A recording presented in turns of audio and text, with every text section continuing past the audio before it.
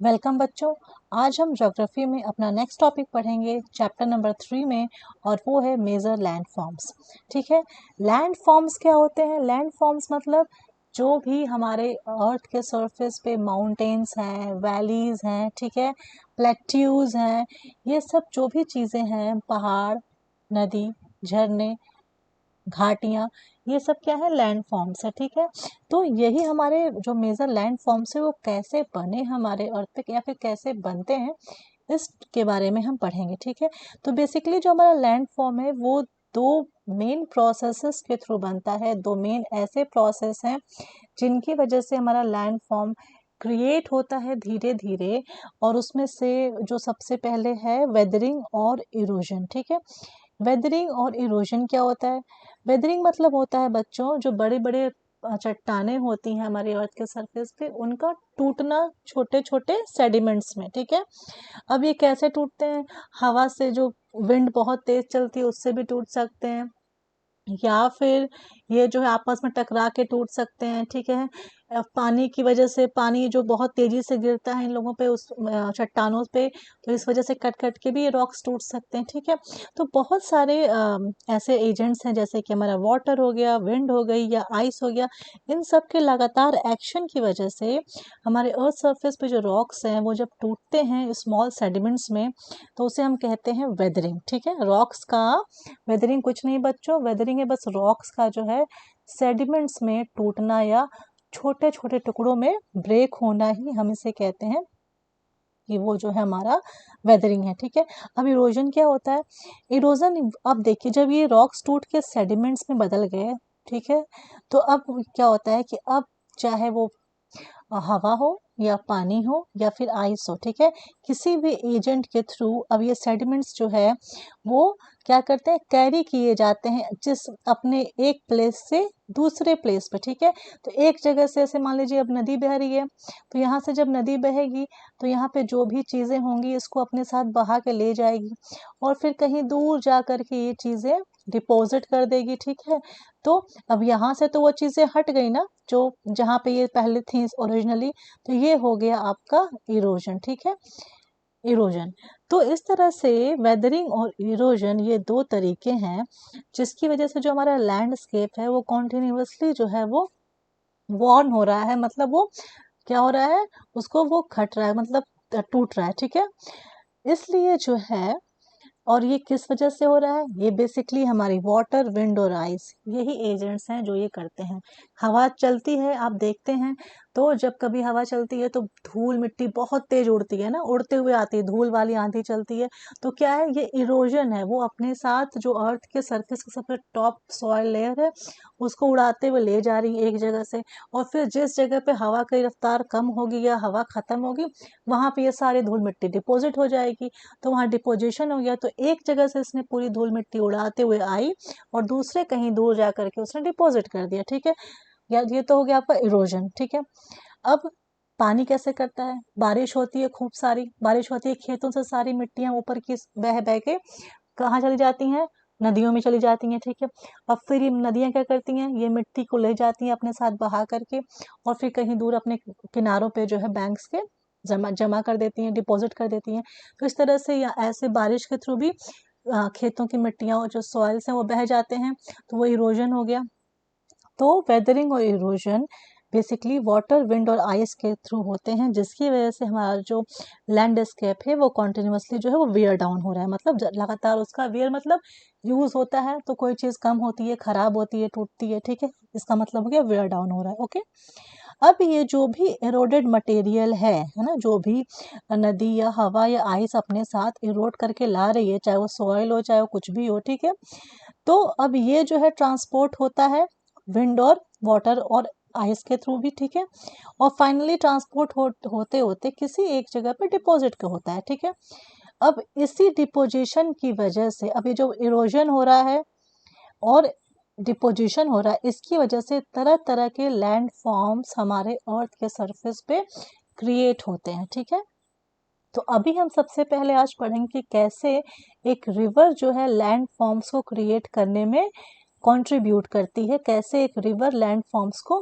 Create करती है। ठीक है, तो आप सभी को पता है वाटरफॉल क्या होता है। वाटरफॉल क्या होता है? एक झरना होता है। झरना मतलब जब कोई भी नदी, ठीक है, बहुत स्टीप एंगल से, बहुत किसी हार्ड रॉक्स पे गिरती है, कड़े चट्टानों पे गिरती है, या फिर बहुत ऊंचाई से नीचे घाटियों में गिरती है, तो क्या बनता है? झरना बनता है। ठीक है। अब जब कोई भी नदी जब ऊपर से नीचे गिरती है, तो हार्ड रॉक्स के नीचे सॉफ्ट रॉक्स होते हैं, वो ऑफ कोर्स कट होते रहते हैं। इसकी वजह से, गिरने की वजह से लगातार क्या होता है, यहाँ पे रॉक्स टूटते हैं, कट होते हैं, कट होके फिर इसके साथ में क्या होते हैं, बह चलते हैं। ओके। तो अब यहाँ पे आप बुक में अपने देखिए, जब एक नदी, अब ये झरना जो है ऊंचाई से गिरा, पहाड़ों से गिरा, गिरने के बाद फिर कहीं तो वो प्लेन्स में एंटर, तो नहीं कि हमेशा पहाड़ों पर ही झरने बहते हैं, कहीं तो वो झरना नदी बनेगा। तो जब ये झरना नीचे प्लेन्स में आया और एज अ रिवर वो प्लेन्स में एंटर किया, मैदानी इलाकों में, तो क्या हुआ? नदियां देखते हैं ना कैसी होती हैं, ऐसे ऐसे होती हैं, सांप जैसी। ठीक है। तो ये रिवर्स जो है फिर क्या करती हैं, इनके अंदर ट्विस्ट और टर्न्स आते हैं, मतलब ये घुमाव और मुड़ाव होता है, इन नदियों में होता है। ठीक है। ये नदियां बेंड होती हैं जगह जगह से, और जहां जहां से ये बेंड होती है ना, इस बेंड को कहते हैं मींडर। देखिए, ये नदी है, ये बह के आ रही है, ठीक है, और ये जहां जहां बेंड हुई है, इसे हम क्या कहते हैं? मींडर। क्या कहते हैं? मींडर्स। तो मींडर्स क्या होते हैं? जो नदियां होती हैं जहां पे वो बेंड होती हैं, उसे हम क्या कहते हैं? मींडर्स। ये देखिए, ये लार्ज मींडर्स हैं, जो बड़े मींडर्स हैं वो लार्ज मींडर्स हैं। ठीक है। समझ में आ गया मींडर्स क्या होते हैं? अब अब लगातार जो है इरोजन होता है, एक, अब मान लीजिए यहाँ से इरोजन हो रहा है ना, और यहाँ पे ला ला के जो है डिपोजिशन हो रहा है। तो लगातार इरोजन और डिपोजिशन होते होते क्या होता है कि मिंडर के कभी कभी क्या होता है, दोनों जो साइड से, मान लो कि ये मिंडर है, ठीक है, ये वाला, अब लगातार इरोजन हो रहा है, डिपोजिशन डिपोजिशन हो रहा है इस मिंडर के साइड पे। अब मान लो यहाँ से इरोजन हो रहा है और यहाँ पे लाकर नदी डिपोजिट कर दे रही है, तो क्या होता है बच्चों कि धीरे धीरे करते करते ये जो दोनों लूप्स है ना, ये दोनों लूप्स जो है आपस में पास आ जाते हैं, और जब ये पास आ जाते हैं तो एकदम चिपक जाते हैं, और फाइनली काफी समय बाद जो है ये कट जाते हैं रिवर से, और इस तरह से बन जाता है एक ऑक्सबो लेक। ठीक है। अब इस चीज को हम अभी अच्छे से और समझेंगे। इधर देखिए आप लोग, ये देखिए जो कैसे इरोजन और वेदरिंग होती है, जो रॉक्स होते हैं, ठीक है, वो पानी के थ्रू या हवा के थ्रू, ठीक है, इरोड होते हैं, टूटते हैं सेडिमेंट्स में, या टूटा सेडिमेंट्स में टूटते हैं, और फिर इन्हीं पानी या हवा के थ्रू जो है ये जो है वॉश होते होते या तो पानी में चले जाते हैं, या फिर हवा के थ्रू जो है ये बह के कैरी किए जाते हैं। ठीक है। तो ये हमारा हो गया वेदरिंग और इरोजन। इसके बाद देखिए, जब हमारा जो वाटरफॉल्स हैं, रिवर्स जब हमारे प्लेन्स में एंटर करती हैं, मैदानी इलाकों में, तो क्या होता है, ये जो है ऐसे घुमावदार वाला रास्ता अपनाती हैं, ऐसे घूमते हुए जाती हैं। ठीक है। अब ये जो घुमावदार रास्ता है, तो ये जो जहाँ से ये टर्न करती हैं, बेंड होती हैं, इसको कहते हैं मींडर। क्या कहते हैं? मींडर। तो ये भी एक मींडर है, और ये भी एक मींडर था। ठीक है, क्योंकि ये अभी कट चुका है, तो ये मींडर होते हैं। मिंडर की यहाँ पे गला होता है, नेक होती है। ठीक है। इसके बाद क्या होता है कि मिंडर्स में भी एक साइड पे इरोशन होता है, तो कहीं पे डिपोजिशन होता है। अब नदी यहाँ से घूमी है, तो इधर साइड से इसका इरोजन होगा, और यहाँ पिला करके ये कुछ चीज़ों को डिपॉजिट करेगी, फिर ये यहाँ से जाएगी, तो यहाँ से ये सब मिट्टी विट्टी को इरोड करेगी, रॉक सेडिमेंट्स को इरोड करेगी, मिट्टी को इरोड करेगी, और यहाँ पे ये देखिए डिपॉजिट कर रही है। फिर ये घूम के आती है, तो इधर साइड पे इरोजन होता है और अंदर साइड पे डिपोजिशन होता है। हमेशा अंदर साइड पे डिपोजिशन होता है रिवर्स के। ये जो आर्क बनी है ना बच्चों, इसके अंदर साइड पे डिपोजिशन होता है और बाहर वाले साइड पे इरोजन होता है। ठीक है। तो इस तरह से मींडर्स बनते हैं। अब एक टाइम ऐसा आता है कि डिपोजिशन होते होते, यहाँ पे जैसे मान डिपोजिट होते होते, ये जो एक पूरा ये मींडर है ना, धीरे धीरे करके ये इस नदी से कट जाता है, कट के अलग हो जाता है, और यहाँ पे लैंड आ जाता है, जब मिट्टियाँ जमा हो जाती हैं, इस वजह से फिर ये मेन नदी से कट जाता है, और इस तरह से कटने की वजह से ये बनाता है एक ऑक्सबो लेक, क्योंकि इतना तो हिस्सा पानी वाला ही है, ये हिस्सा मिट्टी का, तो ये बनता है क्या? Oxbow lake. अभी भी इसको समझ में नहीं आया, वो एक बार और देख सकता है। ये देखिए क्या होता है, देखिए, अब देखिए नदी है, नदी सब चीजें ला रही है, और यहाँ पे ला करके क्या कर रही है, इकट्ठा कर रही है, ठीक है। अब जब ये इकट्ठा हो गए बच्चों, तो देखिए धीरे धीरे जो है ये जो 2 मींडर्स था, ये मींडर्स क्या हुए, पास में आए और समय के साथ मिट्टी डिपॉजिट होते चली गई। कर होते होते डिपोजिशन होते होते होते फिर एक टाइम ऐसा है कि यहाँ पे बहुत ज़्यादा डिपॉजिट हो गया सेडिमेंट, और फिर ये हमारे मेन रिवर से कट के अलग अलग हो गया, और इस अलग हिस्से को क्या कहते हैं, ऑक्सबो लेक कहते हैं, ठीक है। तो सबको समझ में आ गया कि ये हिस्सा हमारा ऑक्सबो लेक है, क्योंकि ये हमारी मेन रिवर से काफ़ी समय के बाद कट गया है, क्योंकि वहाँ पर अब मिट्टी डिपॉजिट हो गई है, सेडिमेंट्स डिपोजिशन हो गया है, ठीक है। अब देखिए इसमें, ये देखिए ये हमारी रिवर है, देखिए ये साथ में अपने सेडिमेंट्स कैरी कर रही है, जो भी है इरोडेड मटेरियल जो है लेके आ रही है, और फिर ये यहाँ पे जब घूमेगी तो अंदर के साइड पर डिपॉजिट करेगी, इसने डिपॉजिट कर दिया। ये मींडर्स हैं, फिर घूमी ये, फिर डिपॉजिट किया, फिर घूमी, फिर डिपॉजिट किया, कुछ यहाँ पे हुआ, कट ऑफ हुआ इसका, और फिर ये ऑक्सबो लेक बन गया, ठीक है, समझ में आ गया। और फिर ये यहाँ से इस तरह से लेके आगे बह गई, ओके। अब अगर आपको, अब हम बताते हैं आपको, नेक्स्ट है हमारा फ्लड प्लेन, ठीक है। तो ये सबको समझ में आ गया कि मींडर्स कैसे बनते हैं, क्या होते हैं, और ऑक्सबो लेक कैसे बनती है, ठीक है। अब देखिए फ्लड प्लेन क्या होता है। जैसे हमें पता है कि जब हमारी नदियां बहती हैं तो हमें बाढ़ भी आती है, ठीक है। जब बाढ़ आती है तो क्या होता है, आसपास का सब इलाका डूब जाता है, पानी का लेवल बढ़ जाता है, और इस बाढ़ में आने की वजह से जो भी नदियों में बहुत फाइन सॉइल या सेडिमेंट्स होते हैं, वो सब जब बाढ़ खत्म होती है तो नदियों से के द्वारा कैरी किया गया ये फाइन इरोडेड मटेरियल जो है वहीं पे इकट्ठा हो जाता है, डिपॉजिट हो जाता है, ठीक है, जिसकी वजह से एक फ्लड प्लेन का फॉर्मेशन होता है। और ये फ्लड प्लेन जो है एकदम फ्लैट होता है, चपटा होता है, देखिए चपटा है ना एकदम, और बहुत ज़्यादा फर्टाइल होता है, उपजाऊ होता है, ठीक है।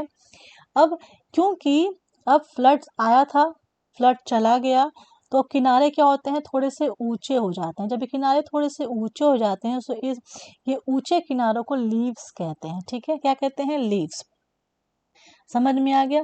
अब इसको हम एक बार अच्छे से यहाँ पे देख लेते हैं। ये देखिए ये हमारा फ्लड प्लेन है, ये नदी बह रही है, ठीक है, और ये देखिए बहुत दूर दूर किनारे हैं। अब यहाँ पे बाढ़ आई, ठीक है, जब बाढ़ आई तो पूरा पानी पूरा भर गया, और जो भी मिट्टी जो है इसने इकट्ठा कर रखा था, जो भी मिट्टी जो है ये रिवर कैरी कर रही थी, जब बाढ़ आई तो वो सारा मिट्टी या सेडिमेंट जो है इस रिवर का यहीं पे इस फ्लड प्लेन में जमा हो गया। इसके बाद पानी जब खत्म हो गया तो क्या हुआ, फिर ये किनारे ऊंचे हो गए, ऊंचे हो गए तो क्या बन गया, हमारा लीव्स बन गया, ठीक है। तो जो ऊंचे किनारे होते हैं उसी को क्या कहते हैं, लीव्स। एक बार और देखिए इस एनिमेशन में, ये देखिए अभी इसमें जब यहाँ पे बाढ़ आती है, सारा लाया गया सेडिमेंट इकट्ठा होता है, जब पानी सूख जाता है तो देखिए, ये देखिए जब पानी सूख जाता है तो फिर क्या होता है, किनारे इसके बैंक्स जो हैं वो ऊंचे हो जाते हैं, और इसी ऊंचे किनारों को क्या कहते हैं, लीव्स कहते हैं, और ये फ्लड प्लेन बनता है। और ये जो फ्लड प्लेन है बहुत उपजाऊ होता है, क्योंकि यहाँ पे फाइन सॉइल होता है, ठीक है। अब हम आते हैं वाटरफॉल की तरफ, सॉरी, इसके बाद हम आते हैं डेल्टा की तरफ, ठीक है। आप सभी को पता है कि हर नदी जो है सागर में, समुद्र में जाके मिलती है, ठीक है, अप्रोच करती है। जैसे जैसे रिवर्स जो हैं वो सी की तरफ बढ़ती हैं, सी के पास जाती हैं, समुद्र के पास पहुंचने वाली होती हैं, उनके बहने की जो स्पीड है वो, पानी की स्पीड घट जाती है, ठीक है।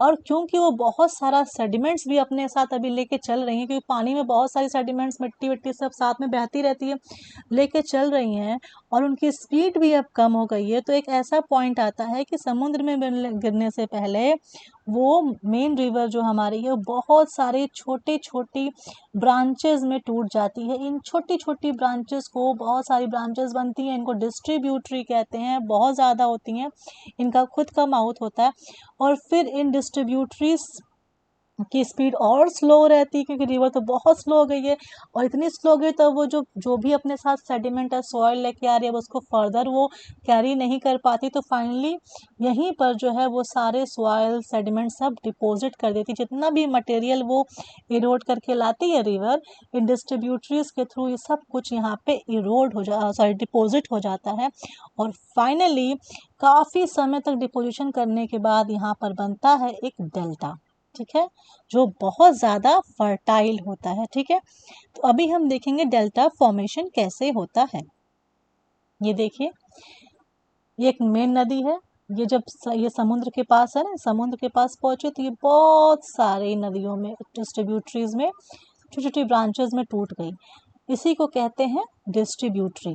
एक मेन नदी का कई सारी ब्रांचेस में टूटना, पतली पतली, छोटी मोटी, लंबी लंबी भी ब्रांचेस होती हैं, डिस्ट्रीब्यूटरी। और जो भी सेडिमेंट्स ये अपने साथ लेके आती है वो एक तरह से जो है ट्रायंगुलर शेप का टाइप का बनता है। देखिए सब ट्रायंगल टाइप का बनता है यहाँ पे, ठीक है, एक ट्रायंगुलर शेप लैंड फॉर्म में यहाँ पे डिपॉजिट कर देती है, जिसको हम रिवर डेल्टा कहते हैं। और ये जो एरिया होता है ना, ये जो घिरा हुआ ट्रिब्यूटरी से, ये बहुत ज़्यादा फर्टाइल होता है। इसका एग्जाम्पल हमारे इंडिया में है एक सुंदरबन डेल्टा, जो बच्चे गए होंगे वो जानते हो कितना फर्टाइल है और कितना ज़्यादा ये रिच है। यहाँ पे बायोडाइवर्सिटी भी बहुत ज़्यादा है। ठीक है, समझ में आ गया। और ये देखिए, ये वही नदी है, देखिए मींडर्स हैं, और यहाँ पे देखिए लीव्स हैं, क्योंकि ये जब बाढ़ आई तो ये बैंक्स रेज हो गए, ये लीव्स बन गए, और ये हमारा मींडर है, ये नदी बह रही है, तो ये घुमाव है। ठीक है, तो इस तरह से बच्चों आज हम अपनी क्लास में यही पढ़े कि कैसे जो है डेल्टा बनता है, कैसे वाटरफॉल होता है। ठीक है, ये सब चीज़ें अभी हमने आज पढ़ी। अब नेक्स्ट टॉपिक में, नेक्स्ट क्लास में हम पढ़ेंगे सी वेव्स कैसे जो है लैंड फॉर्म्स को क्रिएट करने में हेल्प करती हैं। Thank you.